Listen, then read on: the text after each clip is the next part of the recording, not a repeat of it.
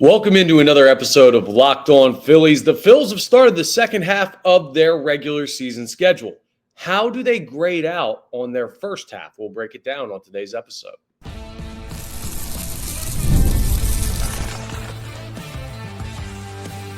You are Locked On Phillies, your daily Philadelphia Phillies podcast.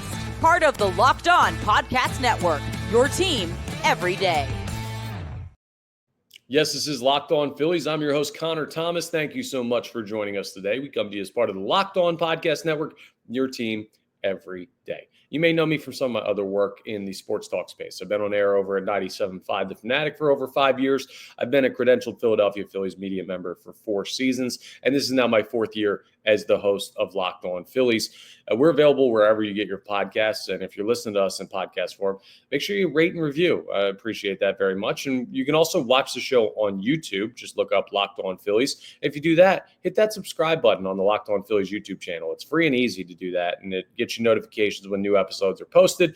It also really helps us out here on Locked On Phillies if you are able to subscribe or rate and review. So I appreciate everyone who's done that and everyone who's going to do that. Today's episode is brought to you by FanDuel. Right now, new customers can get $150 in bonus bets when your first $5 bet wins. Go ahead and check out our friends over at FanDuel. So the Phillies have gotten into the second half of their schedule. We're not exactly at the halfway point, but when they hit that halfway point, they had just gotten shut out for 26 straight innings, lost 3 games in Houston. The team felt like they were in a really bad spot. There was just a lot of stuff going on. So I tabled that discussion till today. We are going to talk later about takeaways from the series win in Atlanta. Nice series win over the weekend over the Braves by the Fighting Phils. And we're going to look ahead to a big series with the Padres at the bank that starts tonight. But the Phillies have played 84 games. There's 162. So once they had played their 81st game, they were officially on to the back end of their schedule, the second half of the MLB season. And while the All-Star break is a little bit past the second half and there is no main midpoint of the season where there's a benchmark like there may be in some other sports, but it's still a good time for us to grade out the Phillies in the first half. We're going to do it by letter grade, and we're going to do it by various categories. We're going to do offense, defense, rotation, bullpen, coaching, front office. Those are the areas that we're going to evaluate for the Philadelphia Phillies and assign a letter grade. And there's various inputs on all of these. We'll see if Professor Thomas is going to be an easy grader today or not. But let's start with the Philadelphia Phillies offense. It's tough because the expectations have to be factored in to the conversation. This is not like I don't know, who's the team having a ridiculous year? The Chicago Cubs, who people thought they could be a good team. They've been really, really good, right? One of the top teams in the National League so far this season. It's not like a team that came out of nowhere. The Phillies were expected to be really good and be really good offensively. And where they're at right now, they're not necessarily in a bad spot. When you look at the runs scored for the Philadelphia Phillies, they're up near the top part of baseball, but currently with that slow series in Houston, they dropped down a good amount. Other teams are in striking distance, but they are 1, 2, 3, 4, 5, 6, 7, 8, 9, 10, 11th in runs scored. And that's the ultimate indicator of if your offense is getting the job done. You don't need to tell me batting average. You don't need to tell me slugging percentage. No, you score runs or not. It's the point of the game. The Phillies are going to be, I believe, a top 6 or 7 offense in runs scored when everything's all said and done, and when they get their best lineup back out there. But I'd have to give the offense to this point, we're going to go with a C+. I like the approach a lot better through the first half of the season, but the power numbers just haven't been great. Outside of Kyle Schwarber, no one on the team is really showing off enough pop for me based on how they should. That can improve, and they're not failing, and I don't think it's straight up average, but based on expectations, the furthest I can go is slightly above average Major League Baseball team when it comes to the players that you have. And that's an area for improvement, which is why we talk about right-handed power bat at the deadline as one of the main needs for the Philadelphia Phillies. Part of that is also the outfield conversation. We'll get to that when it comes to defense as well. But I don't know. You look at this team, it's who's had great offensive years? Bohm's been great lately. That's good to see. Turner's been awesome for pretty much the whole year. Schwarber's power has been really good, but he's turned into a little bit streaky here in the month of June, as we said on the last day of the month of June. Harper's been below his normal output.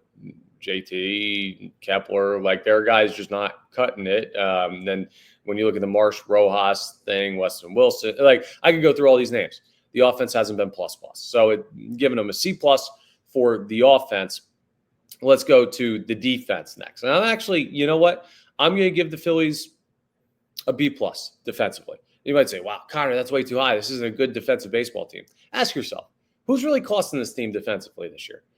Castellanos doesn't get to a lot of balls in right field. All right. Center field, you've had some question mark plays, but I do still think they've been solid enough defensively in center field. Like, that's not the issue. The issue is when they make those bad plays, Rojas or Marsh, then you think, oh, well, they also can't hit. What are they here for? Kepler's been good in left field defensively. Hasn't really made mistakes out there.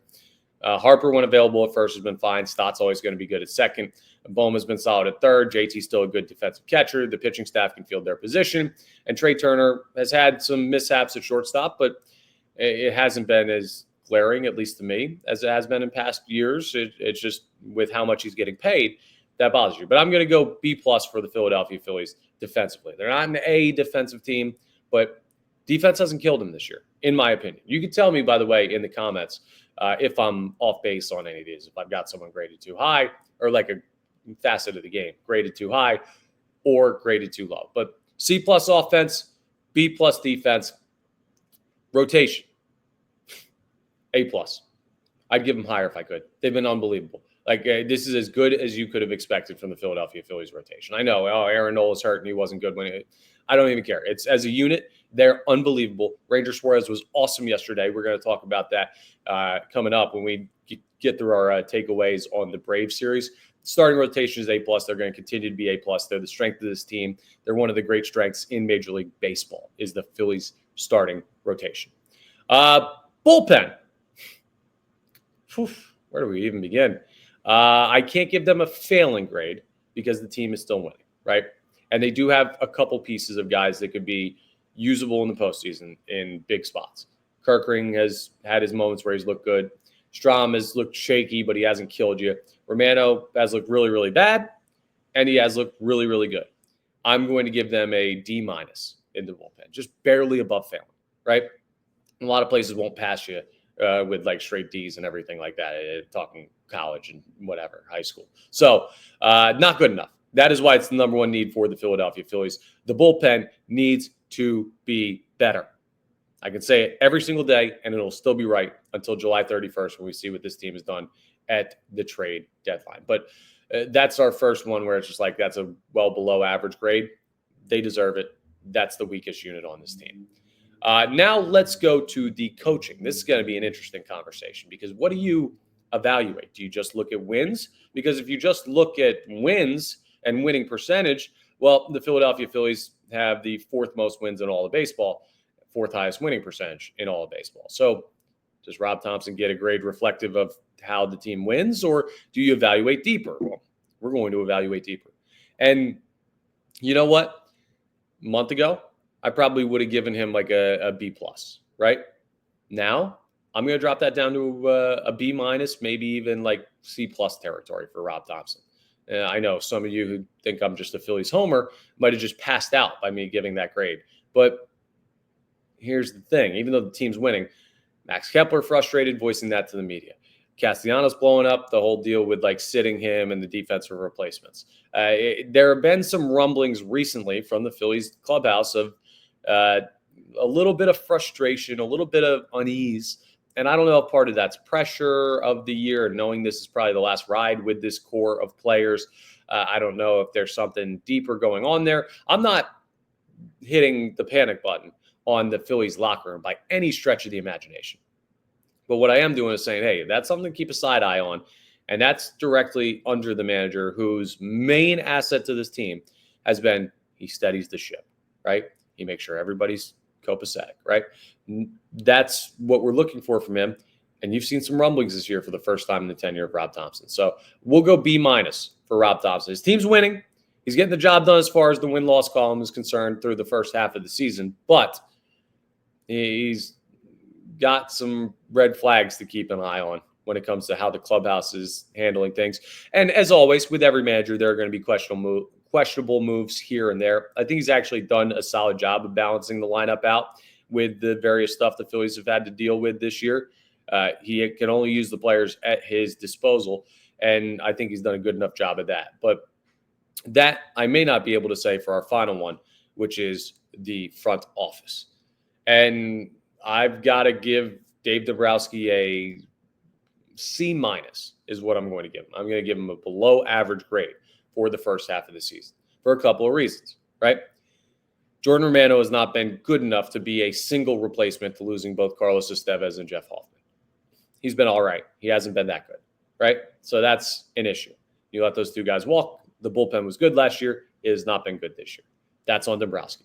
But he gets a positive mark for the Jesus Luzardo trade because Luzardo's been a huge part of this team. He also gets a negative mark, though, for the signing of Max Kepler, who has been a non-impact player out in left field. It just hasn't done enough for this team. Think about the big Max Kepler moments of the year. Are there any? Like, I don't know. If so, they're few and far between. That was your big positional offseason acquisition. I did not like that move. Well, that's not true. I do not like that move right now as we sit here today. That would have been revisionist history. So I got to catch myself and be fair. But it doesn't look like a winner right now from Dave Dombrowski. And outside of that, I mean, bringing Otto Kemp up, cool. That's good to have. But Weston Wilson being on this team did not work out. Buddy Kennedy being up here has not seemed to work out. The guys you're bringing up from the minors for the bullpen, not ideal. Letting Cody Clemens walk and him having a solid year with the Minnesota Twins after leaving here, that doesn't look good on Dombrowski's record. He's got to step it up. Now, most of his grade, it's like that professor you had where it's just like the final is 75% of your grade. The final for Dave Dombrowski is what happens between now and July 31st. So he can change that grade significantly. But right now he's below average. And that sets up the team in a tough spot. And that's where you have to clean up some of your mess by putting a lot of eggs into one basket. Better not drop it. But those are the first half grades for the Philadelphia Phillies. I'd say overall for the team, they're operating like a B-, maybe even a B, where the Philadelphia Phillies grade out right now to me as a baseball team. And can a B- B team win a World Series? Well, with the right things bouncing their way, absolutely. This team is good enough to do that. But do they still need to add? Sure. That's what we're saying, right? That's basically the equivalent of my feelings on the Phillies right now. A lot of good in there. Not as good as you would have hoped. There is still plenty of room to go to continue to build this team and for this team to continue to figure out how they got to play. So that's our evaluation of the first half. It's been a successful enough one, but we're setting the bar pretty darn high for this team, and that's the way it should be. They did have a nice bounce back over the weekend in Atlanta after getting swept by the Astros. They win a series against the Braves. And there was some good stuff in the series in Atlanta. There was some not so good stuff. We'll take a look at everything that went on over the weekend as we continue today's episode of Locked On Phillies. Let's talk FanDuel because summer sports are in full swing, and whether you're all about baseball under the lights, golf on the green, or high-stakes soccer action, FanDuel is the best way to make every game even more exciting. You're already following the action. Why not make it a little more thrilling? With FanDuel, you can get in on the game while your friends are getting sunburned at the beach. I've been using FanDuel to track my favorite matchups, and the app keeps it fresh with new daily promotions and fun ways to bet. It's easy to use, fast to pay out, and makes even regular season games feel like must-watch events. Whether I'm placing a same-game parlay or watching a bet ride into the ninth inning, FanDuel makes it feel like I'm part of the action tonight. Zach Wheeler on the mound. You got a good opportunity to take the over in strikeouts. I also might parlay that with a Philadelphia Phillies win because I do think they beat the Padres tonight. Those are some things to look at there, but you can bet anything under the sun with FanDuel. And if you're new to FanDuel, new customers can bet just $5 and get $150 in bonus bets if your first bet wins. Open the FanDuel app today or visit FanDuel.com to get started. That's FanDuel.com. So the Phils took 2 of 3 in Atlanta. Kind of a weird series, right? It's kind of one where I wake up today and I go and I do morning radio, and then I come here and I do the podcast, come back home, and I'm like, I don't really know what to make of this series. It's good that they won 2 out of 3, right? That's great.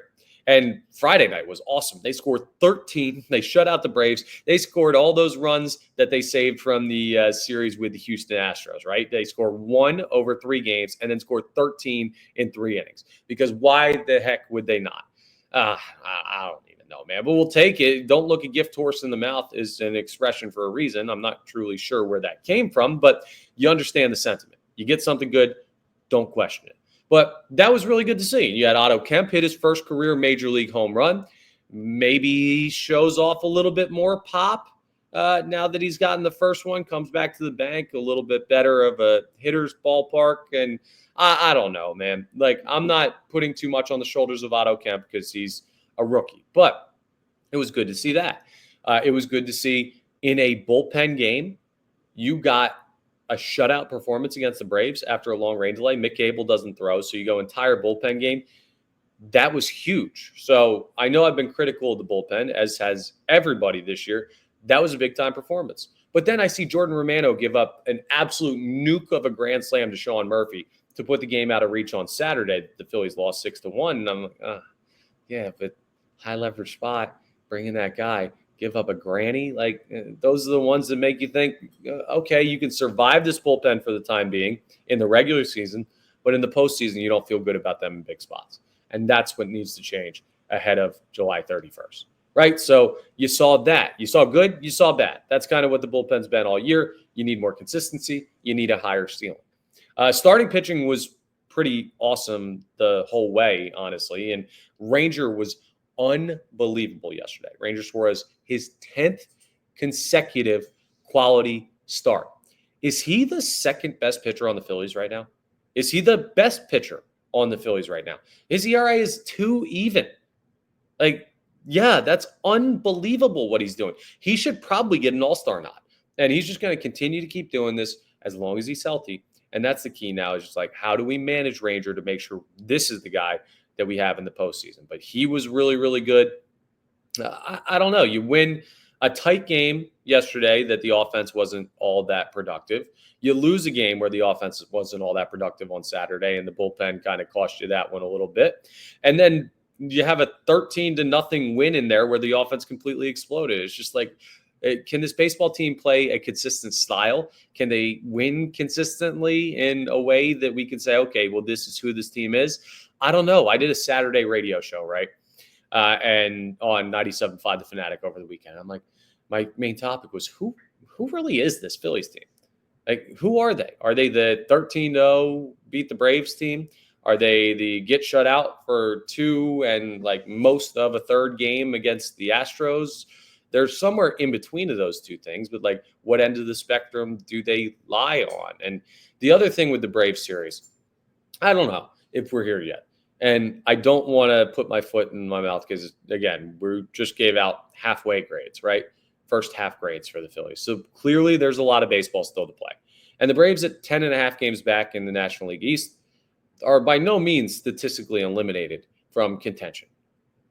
But watching that team play down there in Atlanta, I don't know. Are we at the point where we say the Braves are dead? Like, do we start evaluating those series against the Braves differently? At the start of the year, you see a series with the Braves on the schedule, and you're like, that's going to be a really big series. That's very important. That's going to be a tough one. And I don't know. The Phillies just went down to Atlanta and kind of ho-hum, took 2 out of 3 and move on with their season. And meanwhile, the Braves are scuffling still and just can't seem to get the motor going. So maybe we need to look at matchups against the Braves in a different light going forward this season. And that's a good thing for the Phillies if we do that, because that means that that team is still struggling and not causing problems for you in the division. And then it becomes a face-off with the Mets for first place in the NL East. I'm not ready to totally call it that yet, I don't think, even though I do think the Braves are dead. I don't want to go too far and be like, well, they stink, so you should win every series you play against them the rest of the year. Like, not that far. They play the Phillies tough on occasion, but the Phillies are clearly the better team than the Atlanta Braves this year, at least where we stand in this moment, in my opinion. Speaking of divisional, by the way, if you missed it over the weekend and we're just watching the Phillies, a little perspective for you. The Mets got cooked by the Pittsburgh Pirates, giving up, like 9 runs, 12 runs, barely scoring, getting absolutely worked in that series in Pittsburgh. Turns out, that Phillies team earlier this year that got swept by the Pirates in Pittsburgh? Well, they're not the only team to have that happen to them. Maybe that's just baseball. Maybe that happens. The Mets got beat worse. Are the Mets now, is their season now over? No, they're a game and a half back in the NL East. They had a bad weekend. Now, I'll say the Mets stink just because I'm a Phillies fan. It's fun to say the Mets stink. See, try it for a second. Yell it real loud right now as you're listening. We'll yell it together. Mets stink. Didn't that feel good? But that's more rivalry stuff than anything. Their season is not over. Just like the Phillies season wasn't over when they got swept by the Pirates. But it does happen to other teams. For all of those moments where you're like, only the Phillies, no, it happens. So what are you going to do? You're up 1.5 games in the National League East because the Mets got swept by the Pirates, and you took 2 or 3 from the Braves, and things are all peachy keen, right, for the Philadelphia Phillies? Well, not exactly. You saw the potential weak spots of the roster from the first half grade so far. And coming up next, we're going to talk about another tough opponent. You're in a tough stretch of the schedule, as we've talked about on the podcast.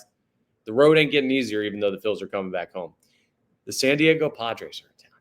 So we will take a look at game 1 of the series with the Padres and just what they've been doing out there in the NL West, and an interesting number for you on how the Phillies match up against various divisions and why it matters with the Padres in town. We'll talk about that coming up next as we continue today's episode of Locked On Phillies.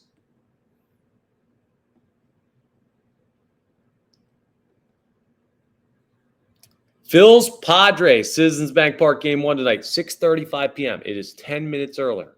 And if you don't know why, come on. You got to lock in. It's the firework nights, the fireworks series, 4th of July coming up later on this week. So the Phillies in their home series against the Padres will have the fireworks show after the game. And because of that, they bumped the start time up by just 10 minutes. So 6:35 p.m., first pitch this evening. Zach Wheeler on the mound, Matt Waldron going for the Padres. We'll talk more about that because this is Waldron's first appearance of the year after coming off the injured list. So you're getting a real opportunity to get after a pitcher that is not stretched out or ready yet or anything like that. So we will see how the Phillies handle that. But something I want to take a look at, right, is I was just scrolling through the baseball standings as a boring guy does with no life on the weekends. And I noticed this. So breakdown of the Phillies record versus opposing divisions. Interleague play, they're 11-7, 4 games over 500. NL East, after the series win over the Braves, they're 16-12, 4 games over 500. NL Central, they are 9-12. They're actually under 500 by 3 games against the NL Central. And shockingly enough, because the Padres are a good team, the Dodgers are a great team, the Diamondbacks are a team that has played the Phillies well, and they have some upside. I mean, you see that. And then, of course, you do have the Rockies mixed in out there, which is probably a big reason why this number is where it is. But the Phillies are 13-4 this year against the National League West. Now, again, the Rockies are a big part of that reason. And, of course, you also got a chance to play the Athletics as well. And you see that the Athletics are in the American League. What are you freaking talking about, Connor? Anyway, the Rockies are a big part of that because you've had 2 long series against the Rockies and you've handled them in both. So maybe that is what levels it out. And then you win a series against the Dodgers. You split with the Giants, who are the other NL West team. Thank you, Brain, for finally working. And then I believe they won their 1 series against the Arizona Diamondbacks. So that's been a good spot for them. And now they get the Padres for the first time this year, but the Padres are a quality team. So I don't know if that really matters, like how they've done against the NL West. I just thought it was intriguing that that's the division that they've had. They're 9 games over 500 against the NL West so far this year. Maybe they just, I don't know, like playing against that division. We'll see. Tonight will be a good indicator of that because the Padres are one of the best 2 teams in that division. They're 45-38. And the Padres have had themselves a nice little year. They're not going to get talked about the same way because they're in the division with the Dodgers, but they have some talent. They really do. They're in a position where they could easily make the postseason, and this could be a playoff preview. They're 6-4 in their last 10 games. The Phillies are 5-5. So a little bit of up and down for the Padres. The guys you need to keep an eye on. Obviously, Fernando Tatis Jr. He's got 15 homers. That leads the team. Now Schwarber has 25. So Pop hasn't been a huge part of the Padres equation, and with Jake Cronenworth currently hurt, who's a big power bat for them. that'll cut down on those numbers a little bit. Manny Machado's batting .293. He's having himself a really good year, slashing .293, .355, .479. You know Machado's a guy that you got to keep an eye on. Tatis, Machado, the two guys that you're looking at most. And Gavin Sheets has had a nice RBI season for them. He's already at 49. Just to compare that to Kyle Schwarber. Schwarber leads the Phillies at 57. So Sheets isn't too far off. He's a good guy that can drive in runs in the middle of the order. So balance. When you see the leaders in home runs, batting average, and RBIs on a team, and it's three different guys, that to me says pretty balanced offense when it comes to the higher level producers on the team. So we know the guys you got to work away from. We've seen this team a couple of times. You saw them in the postseason back in 2022 in the NLCS. There's familiarity here. What you haven't seen is Matt Waldron throw yet this year. Waldron was on the injured list with an oblique injury, and he is now making his first start of the year tonight against the Phillies, but he's got a nice, easy matchup because he's only got to face Zach Wheeler, right, and outduel him. I know the pitchers don't hit anymore, so he's not technically facing Zach Wheeler, but you're getting a righty that has major league tape, right? Like the guy's pitched at the major league level before. He's got 32 career starts at the major league level. It's not a crazy amount, but this is a guy that you say, okay, we have tape. He's probably not all that stretched out. Here's the main goal. Well, two goals for the matchup against Matt Waldron tonight. One, create run scoring opportunities, jump on a pitcher who's not going to be probably as sharp right out of the gate because it's his first time in a competitive setting this year, right? That's very important because that's how you win the game. But how do you win the series? You get a guy that is probably not as stretched out as the Padres need him to be at this point in the season because of the injured stint, and get him out of there in like 3 or 4 innings. Make them go to the pen early and then punish the pen. That's it. Burn their bullpen in game one. If you're playing on Monday, it means you haven't had an off day since at least Thursday. That's just how the Major League schedule works out. And that was the last time the Padres had an off day, was this past Thursday. So more recently than the Phillies, but it's an opportunity for you to burn the bullpen at the start of the series, and then you can take advantage of that later on in the series. Just looking at the other pitching matchups, and we'll dive deeper into this as we talk about the series. We'll preview game 2 tomorrow, game 3 on Wednesday. Obviously, you're going to see our old pal Nick Pivetta on the mound tomorrow for the Padres. And Pavetta's actually turned himself into a solid major league pitcher. He's got a 3-something ERA this year.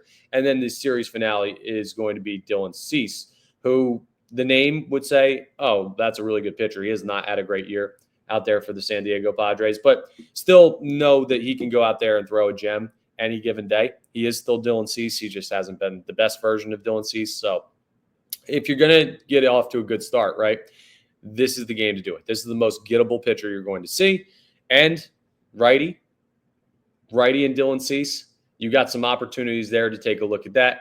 Righty and Nick Pivetta, of course, as we know from his time here. So a lot of lefty opportunity in this series. Who needs to get going? Well, Max Kepler needs to get going in a bad way, especially after he made the comments last week about, I need more playing time. Well, it's all righties. We'll see if the Phillies play him all 3 games. He had 2 hits in game 1 in Atlanta. He was 0 for his next 6. So not great, Max, and you got to step that up. You're going to get opportunities, or you should get opportunities. Brandon Marsh has kind of been flirting with being one of the hotter Phillies bats. If he gets opportunities in this series, which I think he should in center, I'm very intrigued to see how he does against some of this pitching that the Padres are going to trot out, because if he gets going hot, it can have big impacts, positive and negative, ahead of the trade deadline. Maybe it tricks Dave Dombrowski into thinking outfield is fine, or maybe it just pushes the Phillies a little bit more all in on this team, and then Dave Dombrowski is more aggressive. I don't know, but I'm intrigued with where Brandon Marsh is. I also need to see Kyle Schwarber. Maybe it's July this year that he gets going again. May was a great month for him. June was an okay month for him. But as the calendar flips over mid-series, I need Kyle Schwarber to be set up. Oh, by the way, just a little side bit. There's this guy, I think he wears number 3, Bryce Harper. Maybe he plays tonight. Maybe he's back. Maybe the Phillies instate him off the injured list. This series seems to be a point that the Phillies were kind of targeting for him to come back. If he plays tonight, awesome. Add that in. And this team, you feel a lot better the second he steps in the lineup. That will be the most interesting thing about this entire series, if that is indeed the case. But because we don't know for sure yet, I didn't want to pick that as number one. But Harper, when he's on the field, number 3 on the jersey, number 1 in your hearts. Yeah, that's the guy that we're going to be watching most in this series if he is indeed available. So intriguing stuff as the Phillies get ready to take on the Padres. On tomorrow's episode, we'll be reacting to Game 1 and getting into a bunch of other great stuff with the Fightings as we always do. But that's all for today's episode. Thank you so much for joining us. This is Locked On Phillies, and we are part of the Locked On Podcast Network, your team every day. Please make sure you're rating, reviewing, subscribing to the YouTube, all that great stuff that really helps us out. And I will talk to you tomorrow on the next episode of Locked On Phillies.